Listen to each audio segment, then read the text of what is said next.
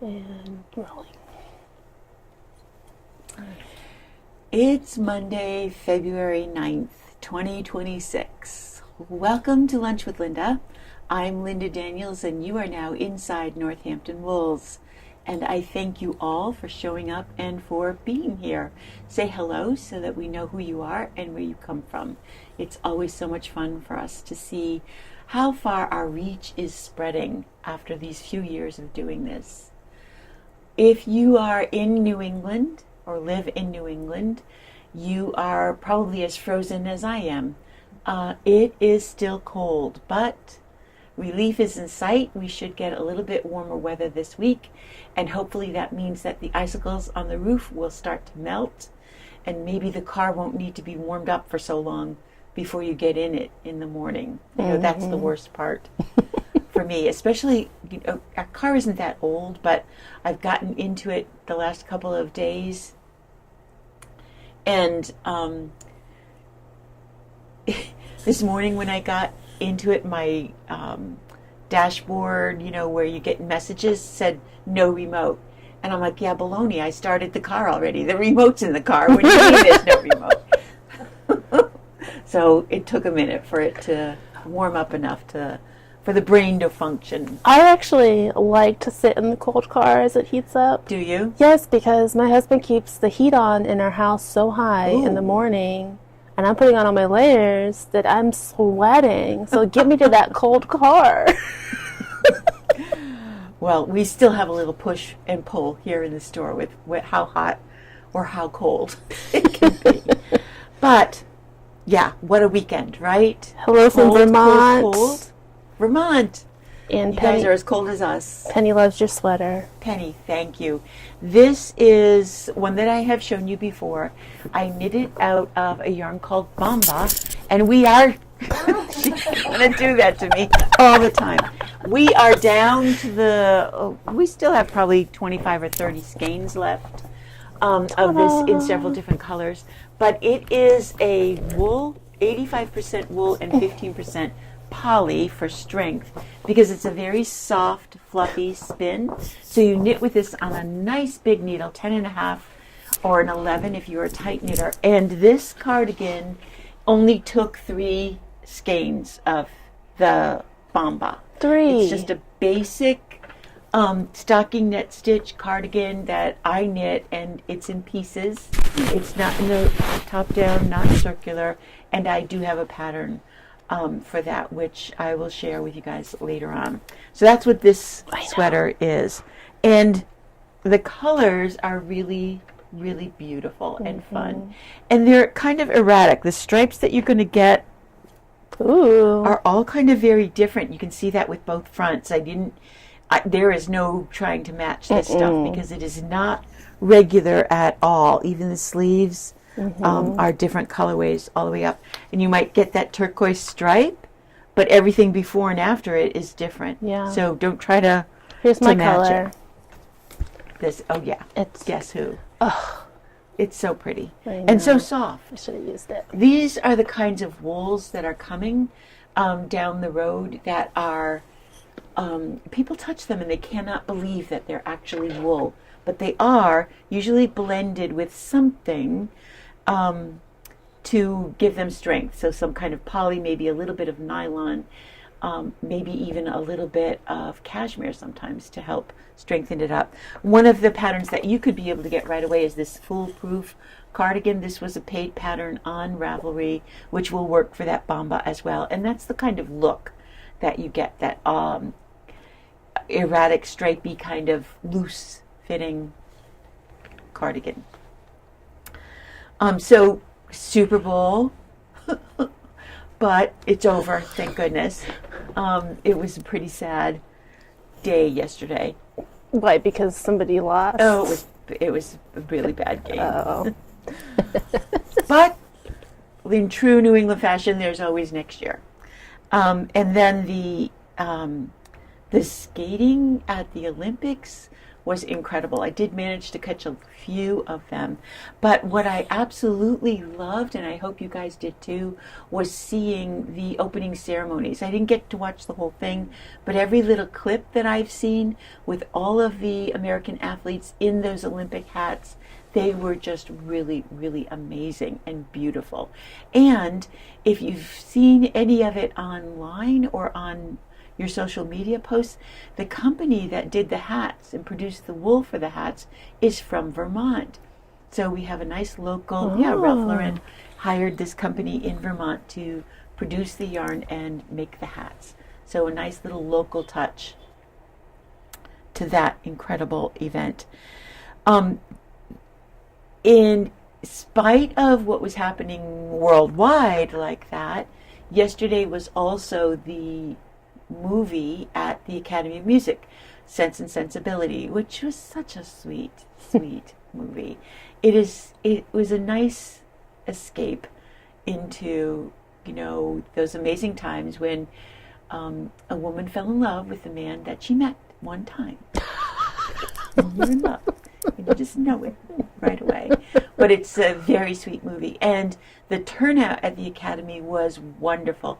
Thank you all so much for coming out. A special shout out to all of the people from Lucille's knitting group down there in East Longmeadow, I think it is, or Longmeadow.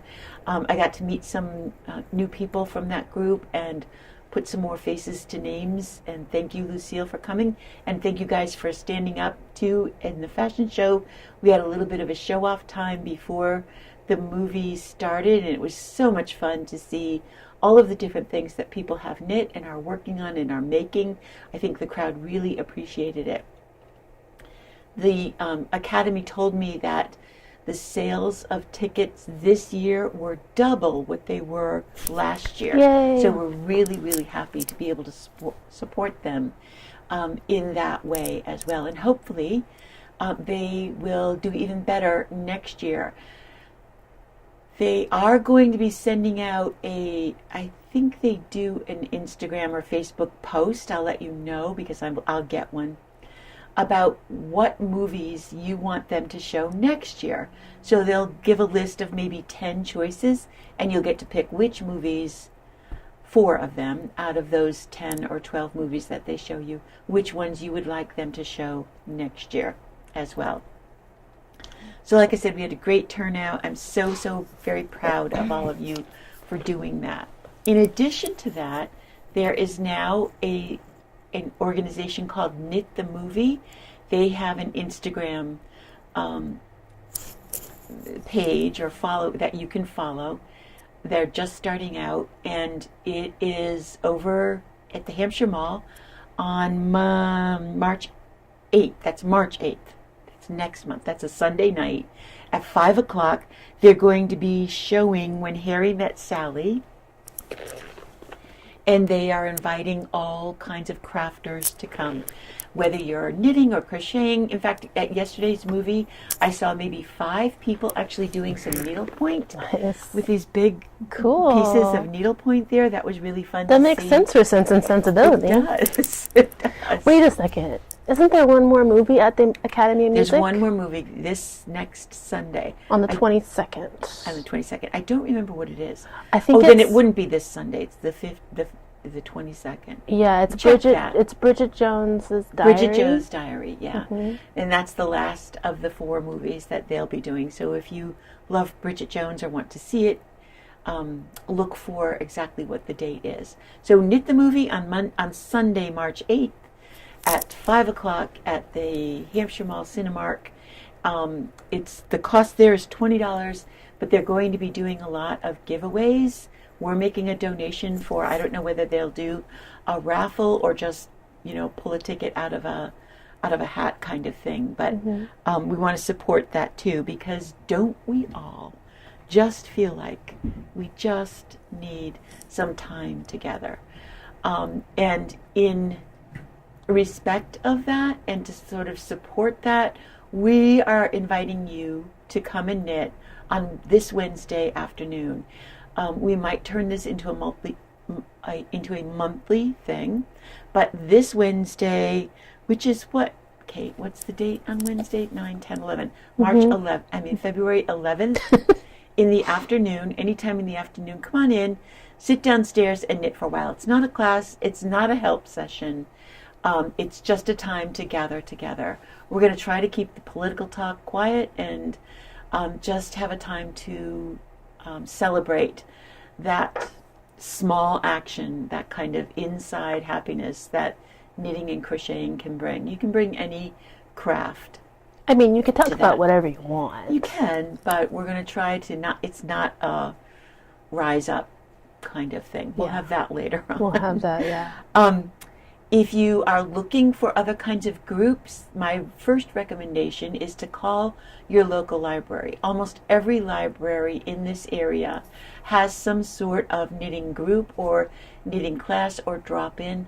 The senior centers as well often have that kind of craft day, and it's just really nice to gather together. We've been getting asked about that a lot, and we just don't have the time or the space to have that kind of thing going on here in the store, but we want to support it wherever it happens. So if you know of a group or a meetup that you'd like us to spread the word about, let me know. Email me, text me, respond to this, and I will make sure to get the word out.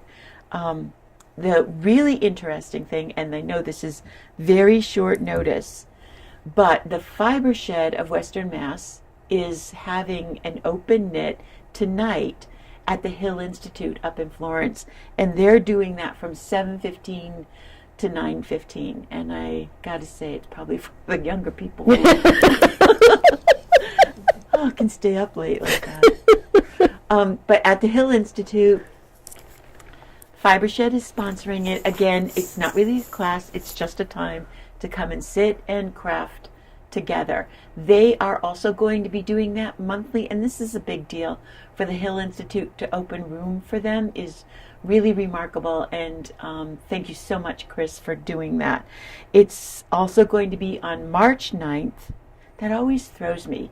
That February 9th and March 9th are both Mondays. It threw me this morning. Because February is only 28 days. Yeah. So March 9th and April 13th, they're all Monday nights from 7:15 to 9:15 at the Hill Institute. So get out there and support the Fiber Shed in this effort as well.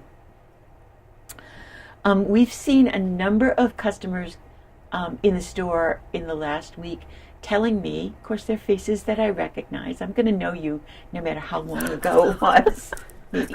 But who have told me that they have not knit in a very long time, but they want to return to knitting. It's another sign to me of how important this small kind of act is to our own mental health. And boy, we need to do everything we possibly can to keep our spirits up and our mental health prepared and kind of ready and engaged in the world around us, and knitting helps us do that. So I welcome all of you back to the knitting fold, and if you are one of those people and are showing up here even for the first time, I've got some recommendations for that. If you haven't knit in a really long time, two things are what you're going to notice. Your muscle memory is going to come right back. Your brain is going to tell your hands, remember this, it felt good, and this is how you do it. You might stumble at first. You might not quite remember how to cast on, but your hands, if you let them, will take over. The other thing is that you should start with something pretty easy. Make it a small project so that you get it done. There's nothing worse than saying, oh, I'm going to make a blanket, and all of a sudden you're 4 rows in and going, oh my God, this is going to take forever. Start small. Start with fingerless mitts that are knit flat and need to be sewn. Make a hat. Make a small scarf. Do something small that you can finish in a relatively short time. It gets you back into the motion, back into that whole muscle memory thing.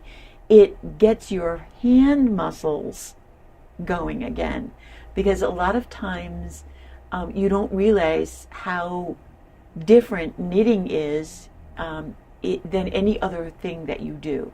It's different than washing dishes. It's different than writing a letter. It's different than typing on a computer. And you may find a little bit of pain in your hands as you come back to it, but you'll be able to work through it. Do some of those stretches. That will help. I'm going to call Valerie, my niece, and have her do a little thing. There's this one. And there's this one. Gentle. Get those muscles ready to knit a little bit. So give yourself some grace. Simple project. Something that's easy to knit.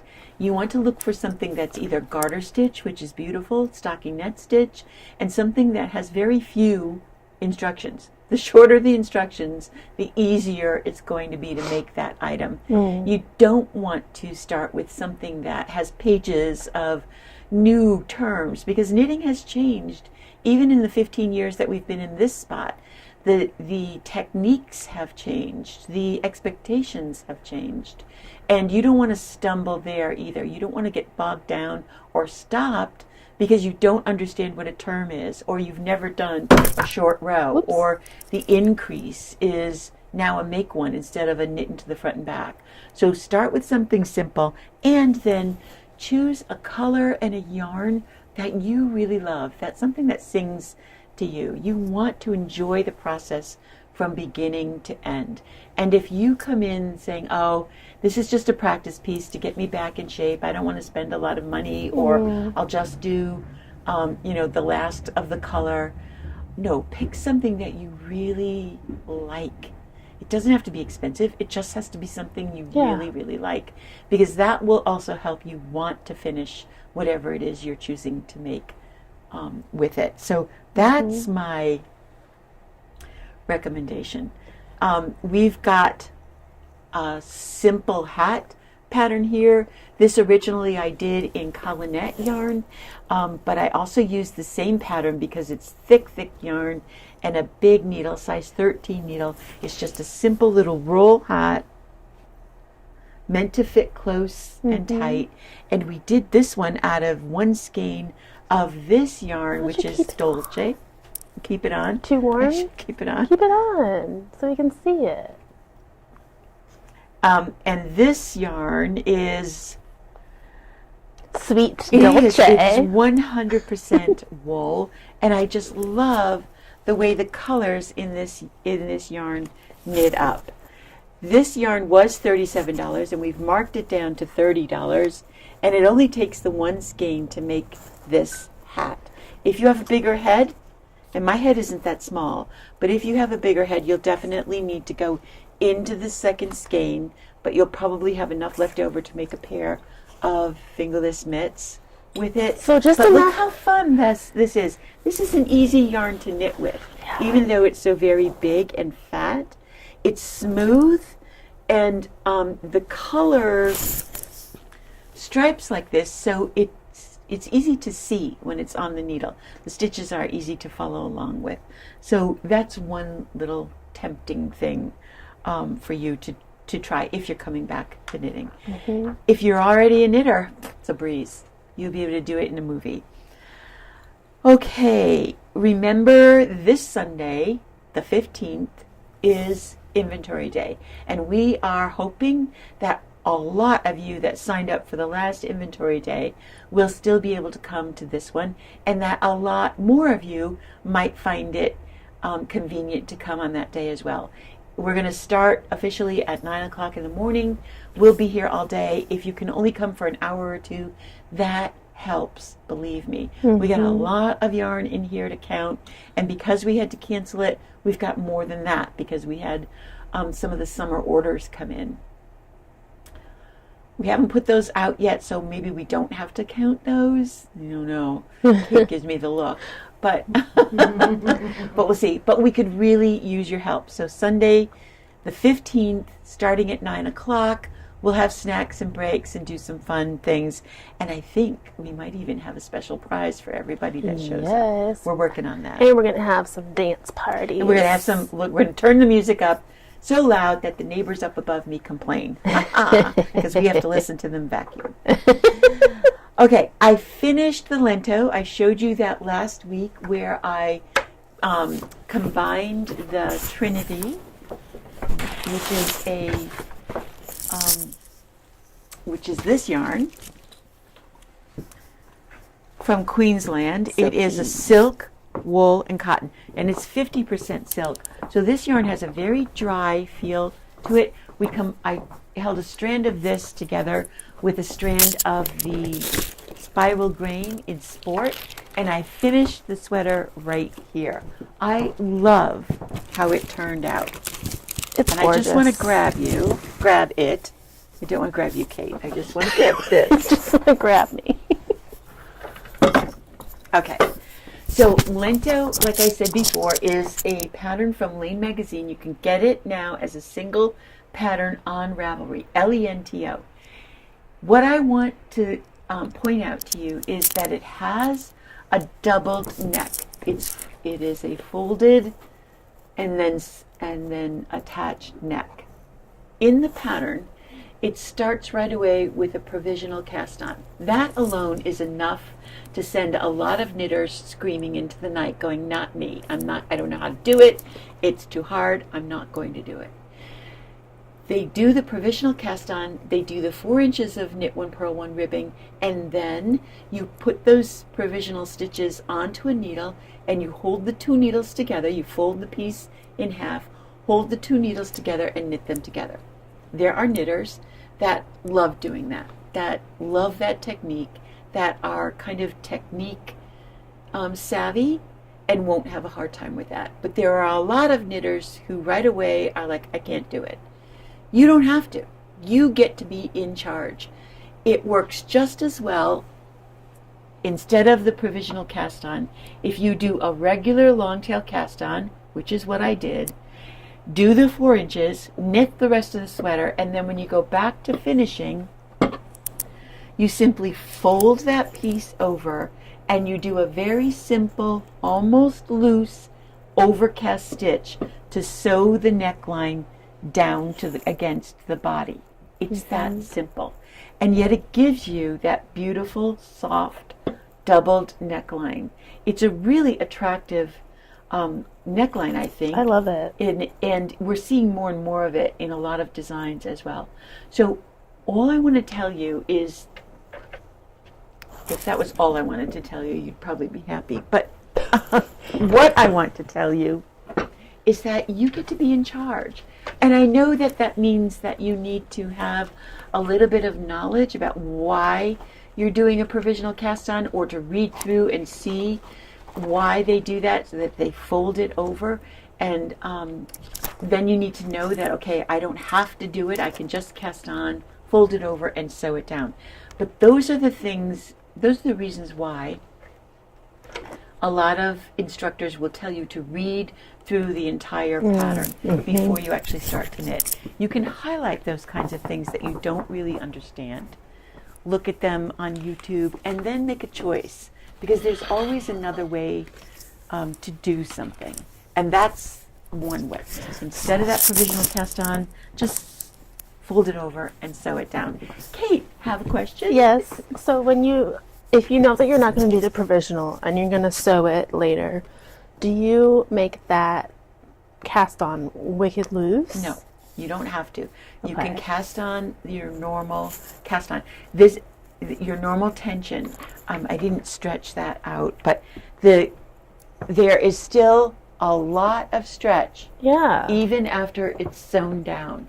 Okay. Yeah. So I mean, if you could. Did you cast on in ribbing? No, I just did okay. a regular long tail cast on. You could take it up a needle, and that will give you enough of a looseness. I'd probably have to do that. If you're very tight, if you know that you cast on tightly, Yeah. then you might want to do that. Okay. And then you can always call me. So this sweater is going to end up being something that you would wear from now into spring. It is a little bit denser than just a full cotton, but it's also that silk. Silk is not necessarily a lightweight fiber. It has a denseness to it that you can feel in the sweater. So we finished Lento. We have another question. Yeah. How would it look with the roll collar where you would just knit it and let it roll over? That's also something that you can decide to do as well. You can, we see a lot of that roll, and I think that's also a really attractive look, especially if you don't like stuff up against your neck. If you like it to fall away, then a roll neckline is also an option. And again, you would cast on the same number of stitches, and instead of ribbing, you usually need to do a good 2 inches of stocking net stitch in order to get enough of a roll so that it rolls and you still have that neckline there. So yeah, all of those options are out there. You just need to kind of experiment with it and see what you like. Cool. Back in the day when I first started and everything was done from the bottom up, the neckline was the very last thing that you did. It was also the very first thing that you ripped out, because you'd try something, maybe it was too small, maybe it was too big, you didn't like the roll, you wanted a rib, and we would rip those necklines out and pick up the stitches as well. Now it's a little bit harder because a lot of the sweaters start with the neckline, so you kind of have to have an idea of where do you like it to fall, how high, all that kind of stuff. All right, we have new needle felting kits that I am so excited about. This is a company called Wool Pets, and they come in these so cute. Here, let me grab one that's. I think got you it have right a basket. here. Yeah. So cute food. You could just eat them leftover up. Food. You can pack your lunch in it afterwards. I'm going to show you some of them in a second. Everything you need is in the kits, and there's enough material in each of the kits to make 2 of whatever the kit is, and you get this great set of directions. I've been very happy with what the directions look like, because it really is step-by-step photographs that are really very, very clear and well done. And you get 2 needles and anything else that you might need. This sloth kit came with this stick, and the stick was for rolling the felt around to help make the tubes for the legs and the body. I have never, and I'm not lying, I've never done this before, and this is my growing sloth. I just did the face on him this morning, but I'm doing it, and I just... You gotta trust the process. You gotta trust the process. This guy holds a little heart, and I just felted that heart a little bit. So it'll go in there, and then I have to finish his face, which is probably going to be the hardest part, because it's tiny, and it really needs to be right, so he's not looking cross-eyed or upside down or frowning, any of those choices. So the kits are, I'm impressed. We have the foam mats. The company has these for sale in 2 sizes. This is a large one, and it also comes in about half this size as well. If you don't want to get the mats, what you will need is a folded up towel, like really folded up. I've tried that before, to about this and it size, and it needs something. It's really impossible to needle felt in your hand. It's just impossible. And dangerous. And dangerous. You do not want to hurt yourself. But yeah, like I said, there's 2 felting needles and plenty of yarn for 2 of these things. And the little black things that are in there, little round circles for the actual eye. They're really tiny. Oh my gosh, they must be like a seed bead or something. Yeah, they are. That's exactly what look at they how are. cute that look like. So some of these kits don't have a handle. And the reason they don't have a handle is because they're a starter kit. So if you have absolutely never done it, you want to start with something like this. I didn't realize these were starter kits and started with the sloth. But also inside of here is a tiny little square of foam. So you have everything that you need. The material, the 2 needles, the directions, and that little foam thing to make these ladybugs and bumblebees, and it says right on it makes 3 to 6 It of them. does, yeah. What Well, a fun project. just don't make them massive. No, you don't need them to be really big. But what a great Valentine's Day kind of present this is. We've got owls. We've got a lot. I didn't bring everything over because they wouldn't all fit in the basket. Look at these mice. The mice are so cute. And this one comes with like the 4x4 mat. That's our starter kit. This one is the hedgehog. It's easy. Oh, I love the hedgehog. And did we got these up on the website? They're on the website. And the seal pups. They're all together, but the description has the listings for what each kit has as far as colors of roving and the level of skill difficulty it takes. None of them are all that hard. And whether or not it has a foam mat included or not. Right. But there is a kit for a sheep and for a llama that I didn't bring over. And they're probably a little harder because they actually have legs to stand on. The llama has like a piece of like a blanket on it. It does have a blanket. That one. I got those because I thought, oh, those are really fun. And we have so many needle felters that come to the shop looking for material. So we thought that would be a great way to introduce a whole lot more people to needle felting as well. Needing felting. I want to talk about a thing that happened this week. I had a customer come in who asked me about what to do about a sweater that she had purchased. It wasn't one that she had knit, but she purchased a sweater from like LL Bean, and when she washed it, she said it really started to smell. It smelled very, she called it goaty, I think probably woolly, whatever. She was not happy with the way that it smelled, and she put it in Eucalan. Now, as we are moving into spring, I know it's still really, really cold, but next week it's going to warm up a little. This is the perfect time to start going through your sweaters and pulling out the things that you've worn a lot and need to be at least freshened up. And I'm saying that now because in my feed, there have been a number of people out there who are talking about snow washing. And we're supposed to get another little bit of snow tomorrow night. This would be the perfect time to do it. Not like today, but tomorrow in the afternoon, spread out. The way you do it is this. You spread your sweaters out on the snow, and God knows we've got plenty of backyard snow to spread them out on. And then when it snows overnight, in the next morning, so Wednesday morning, you would go out, shake the snow off. The wetness underneath, the wetness from on top, just kind of help sink that dirt through. It might also help if you have a smelly sweater syndrome. Smelly sweater syndrome. Freshen it up. If it's not going to snow, you can do the same thing. Just dig into that snowbank and spread some snow on top of it. And then when you bring it in, lay it flat somewhere to take all the moisture that's in there now, let it dry out, and then your sweater is ready for the rest of the season, and maybe even ready to be put away if you're ready to put it away. The other thing that you can do to help combat smelly sweater stuff is take your sweater and just hang it outside. Give it some fresh air. And in fact, that is what a lot of the countries that wear wool sweaters do often, is just hang it outside.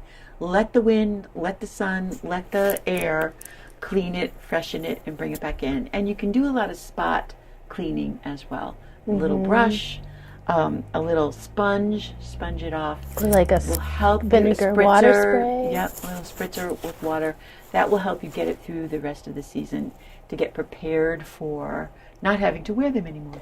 I remember the first time I did that. I put my sweater outside because I didn't have time to wash it. And I was shocked by how much better. It's really, it really just cleared up. I was like, how did that happen? Exactly. And I wanted to tell you one little story from a long time ago. I had a customer who returned a skein of yarn that she had already wound into a ball. And she returned it to me saying that the yarn stunk and that she was sure it was something in the dye and she could not knit with it. And so she returned it. And I was so shocked. I just let her. I was just like, I've never had this experience before. Even with things like Malbrigo or Monos that are kettle dyed, and sometimes when we open the box, we can kind of get a drift of the dye smell, but nothing that has ever stunk. And this yarn stunk. I could not understand it. I went to unwind the yarn because I thought it was beautiful yarn. I would put it back in a hank and see if I could wash it. When I got to the inside, as I unwound the whole thing, I found that she had wound the yarn around a tennis ball. And that's what was stinking. Oh my gosh. You know how horrible tennis balls are especially when you first open a can of fresh tennis ball. They have that horrible, oily, rubbery, yucky like chemical smell. And it had drifted right into the yarn. I was able to wash the yarn and get rid of it right away, but don't use anything to start that circle. You can start winding yarn right around your hands and it'll be fine. Don't wind it around anything. I mean, you can wind it around like a tissue. No. My grandma, all the yarn I got from my Cardboard. grandma had a tissue on the inside. Yeah. Oh my gosh. Okay, Kate has been working on her gauge swatch for the cotton, kind of like a belly dancer outfit here. And we're going to have it here because she has gone everywhere from I'm sorry, a guys. size 6 needle all the way up to a size 15, just to show you how well this yarn is going to take every gauge and every needle. We haven't got a model done out of this yet because I'm waiting for the 52 weeks of sweaters, because I think there's a sweater in that book that I want to do out of it. And that yarn is now right up here. And we got in some glitz some gorgeous new colors of it. But you'll be able to see size 6 all the way up to size 15 and see just how much the needle changes the way the yarn feels and the color.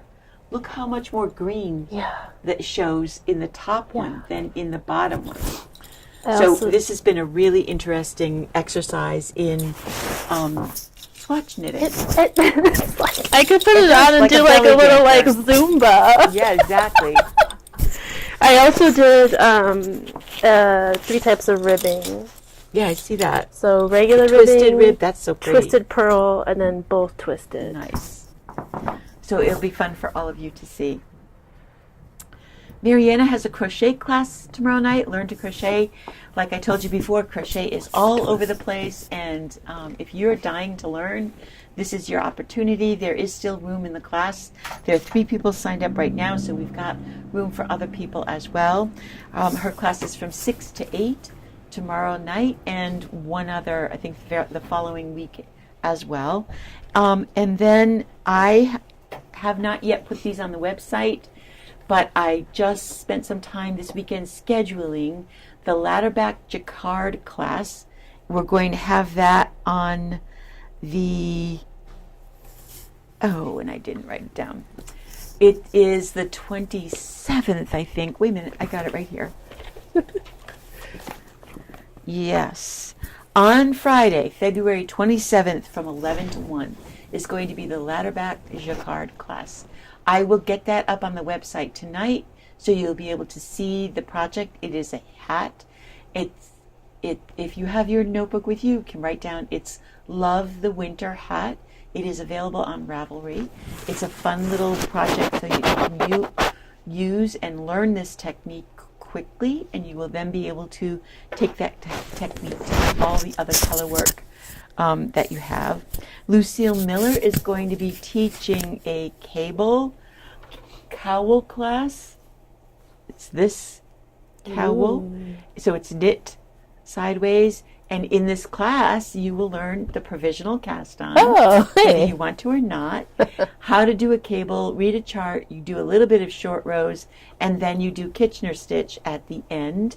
So there's a lot of technique in this one fairly simple looking project, so that's going to go up on the website as well. I love when the cables go to the edge. They really do turn that at the edge. And that's the classes for this month. I'm just double checking. Yes. But I'll be putting up other classes as well for both March and April. And then one more quick thing. Oh, here it is. This is the hat pattern that we'll be using in the Ladderback class. We are getting down to the last chance for some yarns. And I just wanted to quickly show you that. We've got just 3 skeins of the Emma's Marvelous Mohair left.